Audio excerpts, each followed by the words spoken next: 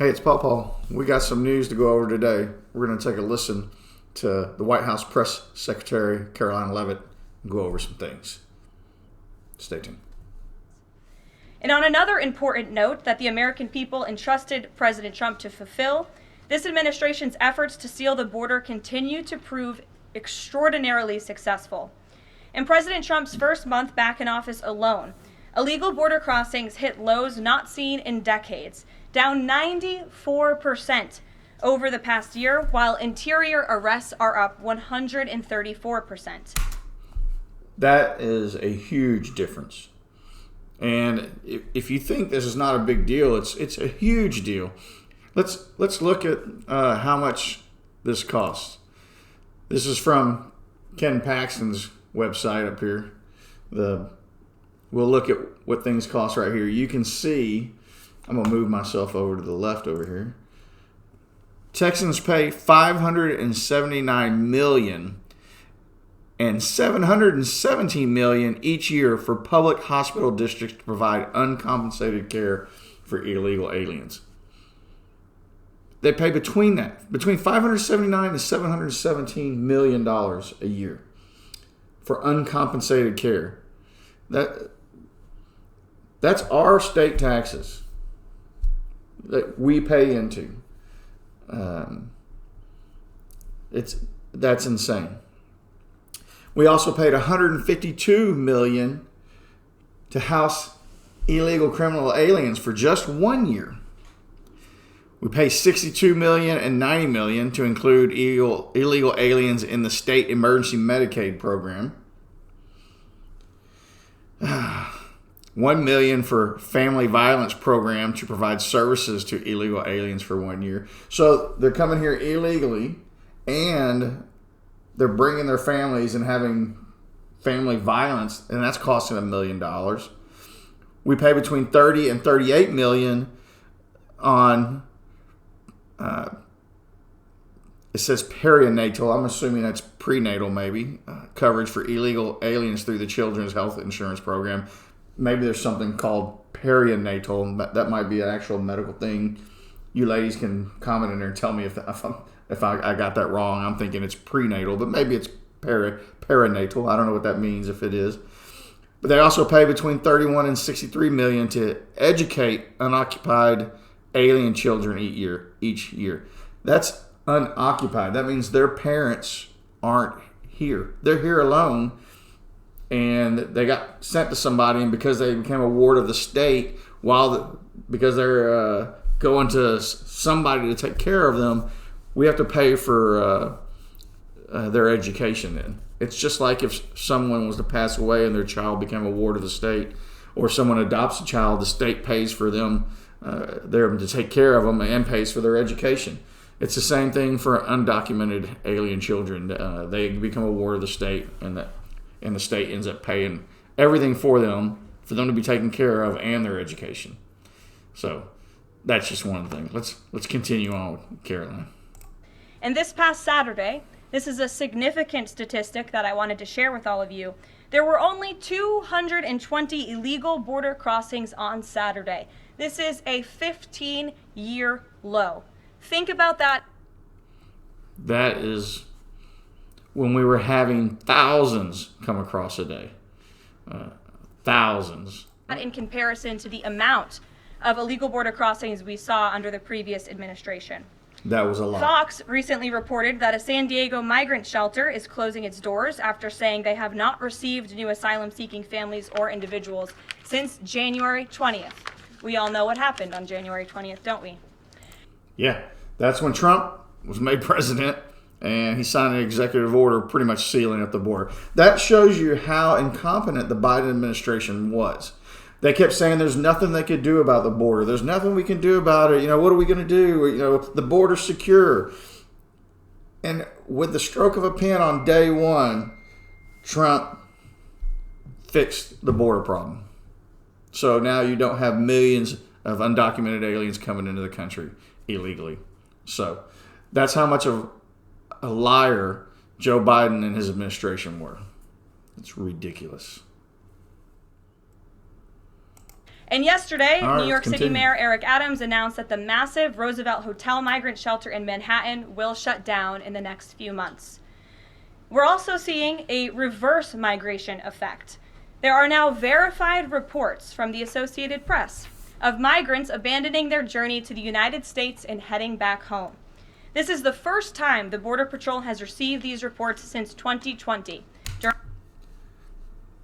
mean, that's good. People who were coming here to cross the border illegally saw what was happening, what was being done by the president, and said, hey, the free money isn't coming anymore.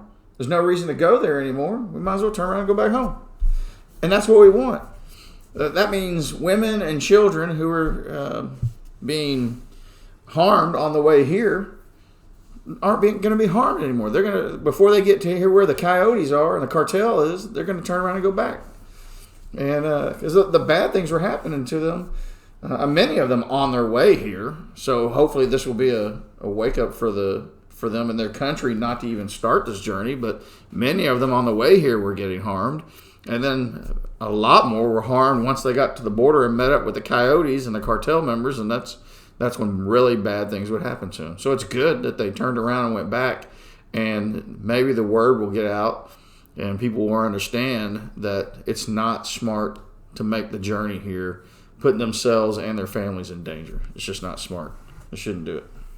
During President Trump's first term, the returning migrants claimed in interviews that the new heavy security posture adopted by the Trump administration was a significant reason for their decision to return to the countries of their origin.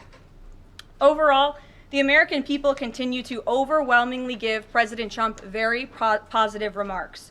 Nearly every one of President Trump's policy initiatives are receiving strong majority support. That is true. If somebody tells you that he's not, they're lying. Let's take a look at a CBS poll right here.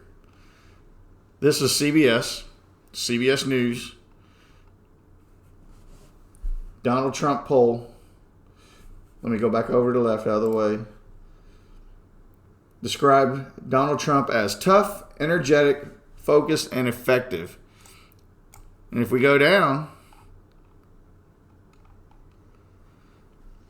70% of people think he's doing what he said he's going to do.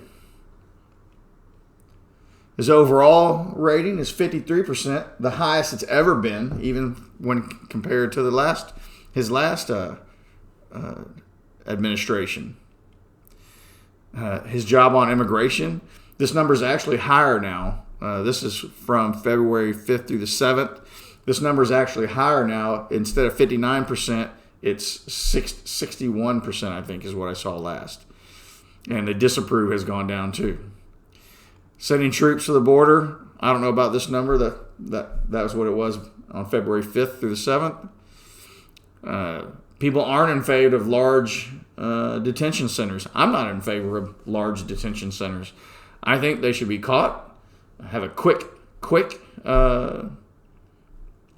a trial with an immigration judge, and then deported. I don't want to start rounding up all these people and putting them in jail or prison. The Biden administration let them into the country under some stroke of his magical kingpin, and which was, I think, is unconstitutional and illegal. But I'm not a constitutional scholar. I'm just PAwPaw. But I don't want them rounded up and put in prison. I want them rounded up, detained long enough to see an immigration judge, and then deported. And if they have a real, legit reason to stay here, let them stay here. Give them a visa, give them the proper documentation, and put them to work, and go to work. But I think we're going to find the vast majority of them that is not going to be what it is. I oppose large detention facilities too.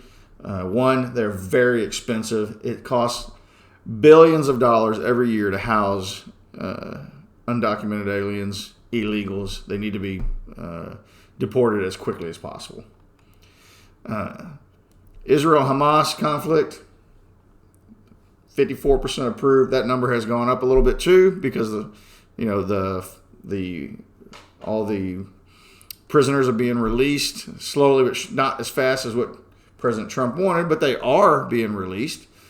They're trickling out. When none were coming out, they're trickling out, and that's better than none. If you don't think so, ask the families whose loved ones have been returned.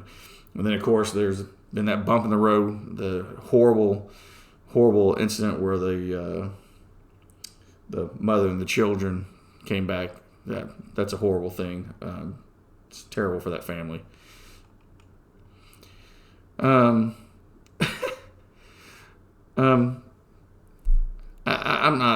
not sure about the Gaza thing either. I don't think we're going to take over Gaza anyway. We're just going to manage its rebuild and make sure peace stays there. We did it in Bosnia, I know, because I was there.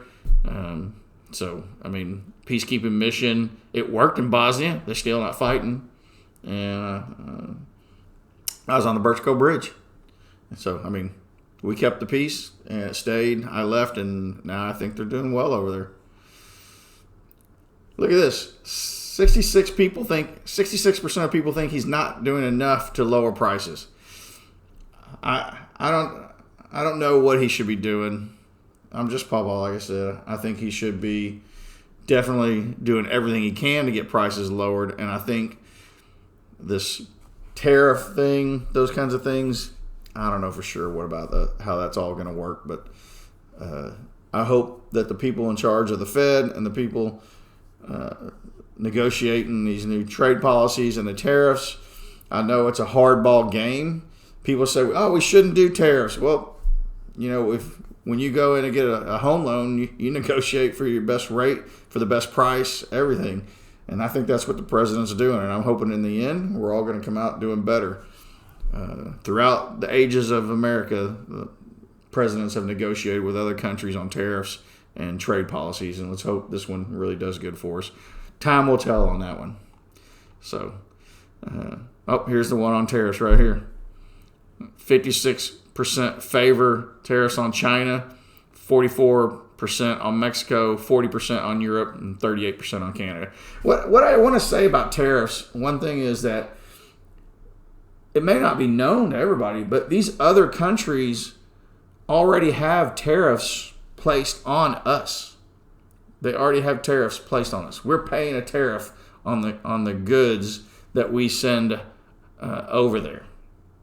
So what President Trump has done is he's placed reciprocal tariffs, saying if you're going to put us a tariff on our goods coming to your country, our goods going to China, going to Mexico, going to Europe, going to Canada, we're going to place the same tariff on your goods coming into America.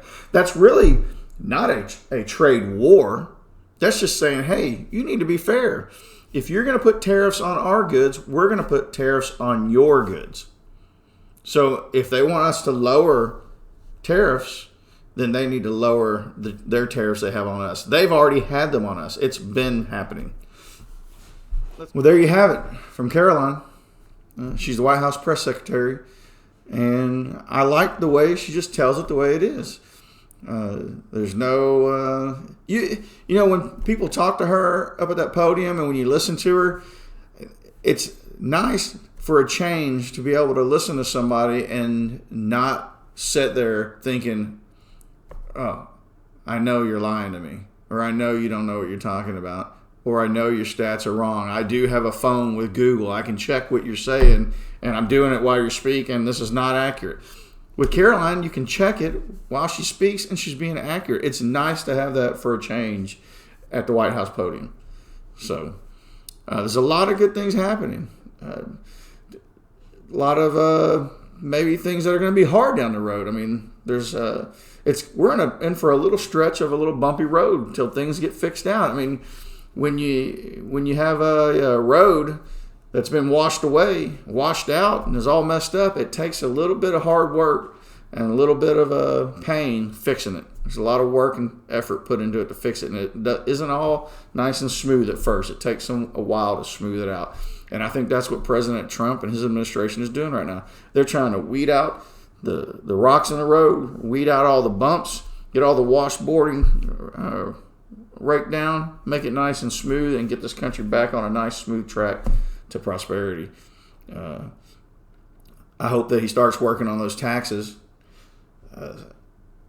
anybody in the country that says we should pay more taxes, I stop listening to them right away, because that's ridiculous. Some people will say rich people need to pay more taxes. That's a possibility. We should vote on that and let our representatives handle making that happen. So, again, like, comment, subscribe, and comment down there if you disagree with anything I've said, or you disagree with anything Karoline said. Say so.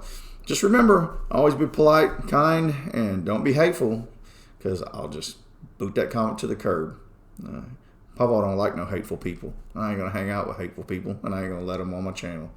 But I love to hear people's opinions, and I love to hear what you have to say. And if you think I'm wrong, tell me. I'll be glad to listen to you.